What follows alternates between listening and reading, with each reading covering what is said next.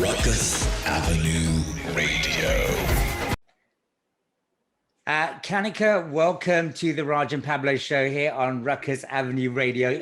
Always a pleasure talking to you. And you know, you're a friend of Raj and Pablo's. We've known each other for quite a while. How are you? I'm really, really well, thank you. And how's it going for you? How's the lockdown? You know what? It's kind of we're a news station now. We're coming from Hollywood now. But wow. No, well, we've been working towards this. It felt like the next general kind of step we wanted to take in our quest for world domination, if you like. But in all seriousness, in terms of the lockdown, it's been difficult for everyone. But again, we're lucky enough we can talk to you.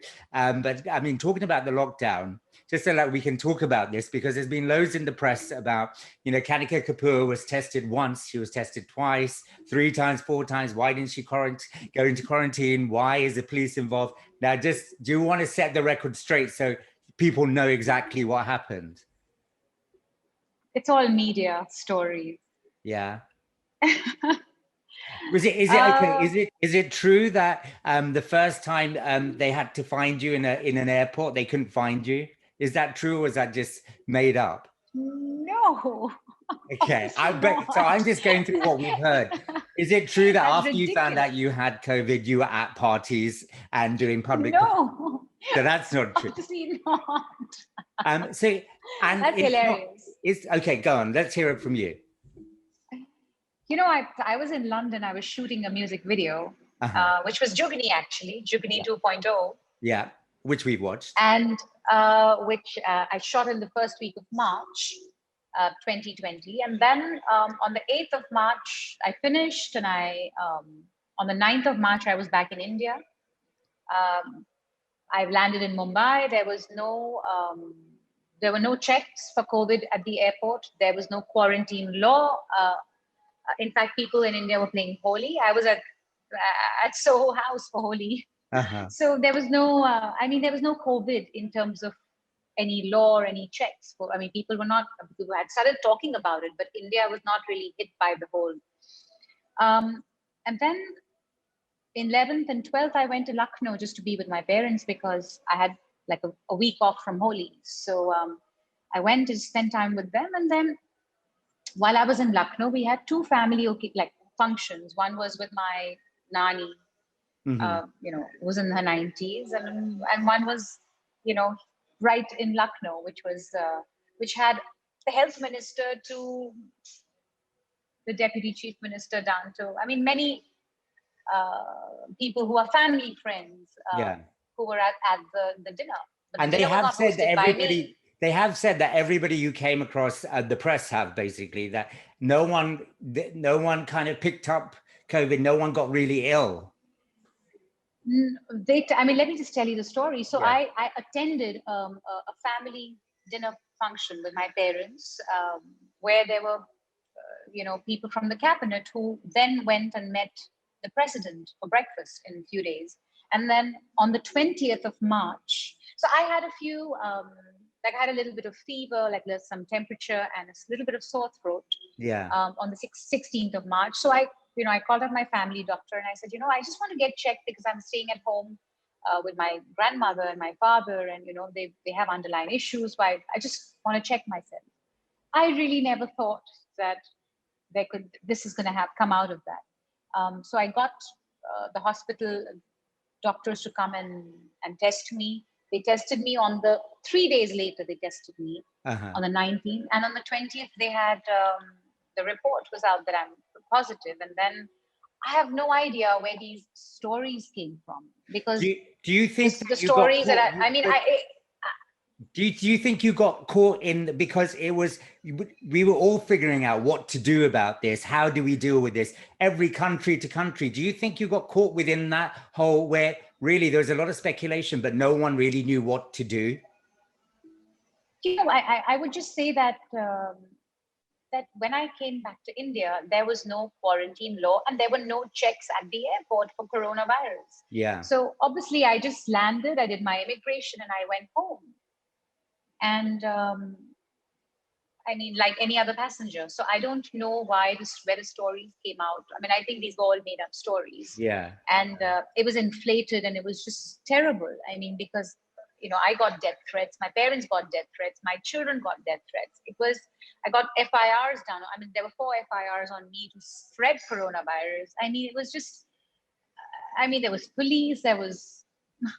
I mean, it was ridiculous. I was in hospital for 16 days, and it was really not very pleasant. And I mean, you would think that if the world woke up at that time and understood what was happening around it, they'd focus their attentions on bigger things that were going on. But you're fine now, yes? I actually was fine by the time I reached hospital. I just had, I think, a very mild version of the virus with God's grace. And, I think I became a little weak after for the next few months. And you notice these things much later. But otherwise, with God's grace, there were 300 people who came in contact with me. They were tested twice in that week. Nobody got the virus. I've hugged my grandmother. I've hugged my parents. Thank God. That's what I was about to say. We're glad that, you're okay. And I'm glad you've put all the stories to rest, because it's not a pleasant time for anyone anyway, but to have this added pressure of people making up malicious stories, it must have been even worse. No, it was terrible. I mean, I had 10 news vans outside my house for 1 month. Wow. And there was just stories and stories. And obviously I was shocked. I couldn't believe what was happening, and there was so much hatred, and I almost felt like I was cornered. Right.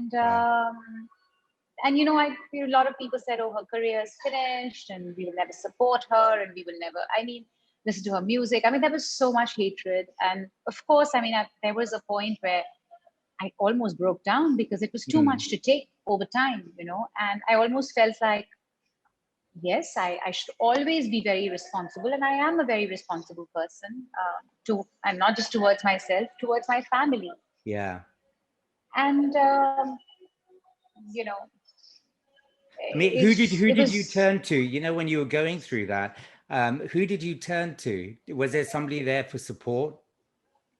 No, actually all my close friends and my immediate family members, they were all, very, very supportive.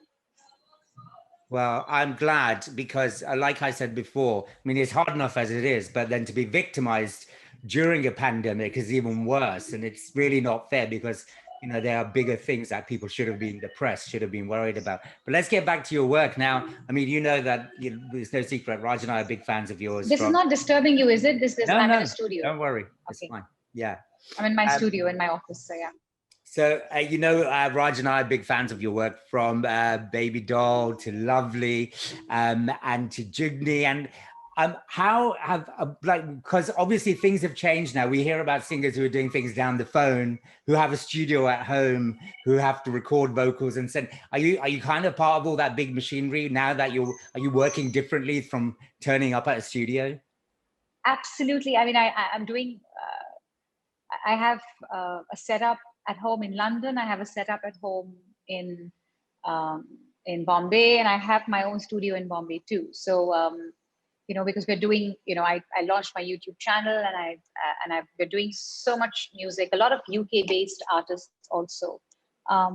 So I think, yeah. So I was going to say, tell us a bit about that. We have heard about your channel. Tell us a bit about it. Was that always at the back burner? Do you kind of think that you always wanted to do that?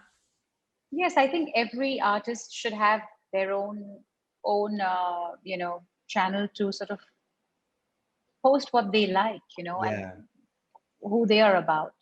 And I just didn't have a lot of time between, bringing up 3 children and singing and doing concerts and all of that. So I think lockdown was great for me, because I got the time to create content, to create new music, to do riyaz, to sort of, look after myself, and to create my YouTube channel. So yes, there is a lot of amazing music that we created, and it's coming out back to back. I was in London for 6 months almost, and we heard at if it hadn't home. been for quarantine, we would have found you.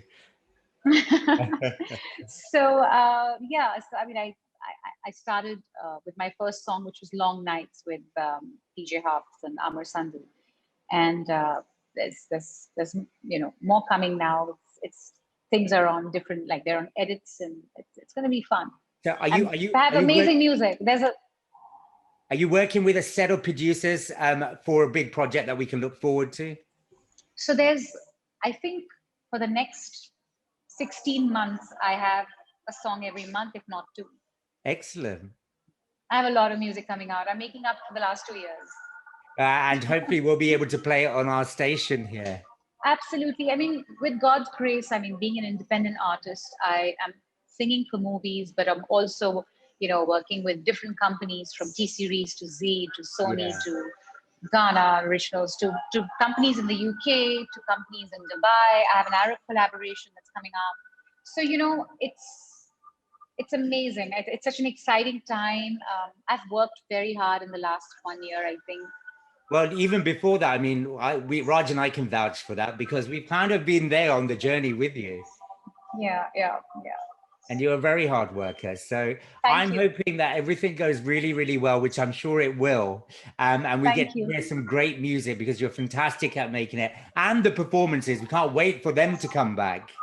What is really exciting is that the upcoming music, it's not just one genre. There is dance, which I do well, which is my forte. Then there is love and romance, and there is Sufi, then there is semi-classical, then there is different languages and collaborations. So I think there is, so much more of Kanika Kapoor that it was exactly what I wanted. Do you think within lockdown, because I know a number of my friends are saying this and other people who I know in the industry are saying this, is that during the lockdown, because you get off the conveyor belt, so to speak, you get some time to process what's happened to you, where you are, and what other things kind of awaken your spirits in terms of arts and culture and influences? And are you finding new aspects of yourself? Absolutely. And I think the only problem is that because of the lockdown, there were a lot of friends of mine, who are, upcoming artists. There are people who, musicians, some great musicians, they lost their jobs for a year. There was no help from anybody. They had to sell their instruments. Some had to move homes. It was just really, really sad. And when I look at that and I look at what I went through, it was nothing. It was a piece of cake. So I have a lot of gratitude towards God for, giving me that chance to actually spend time with my children, which is very rare, and my family. I've not spent time with my mom and dad in 18 years like that, So for me, I loved the lockdown. It was amazing. But, and I got to create a lot of new music. But I think we're very lucky to be in that position because so many people that I know have really, really suffered and still suffering because of that. And of course, our thoughts are with people who have lost people through COVID as well. But can we just say, Kanika, it's always a pleasure. Thank you so much. And we can't wait to hear your new stuff because we will definitely be playing it. Thank you so much. Thank you so much. And I miss you guys. Miss you too. Thank you. See you. Rukus Avenue Radio.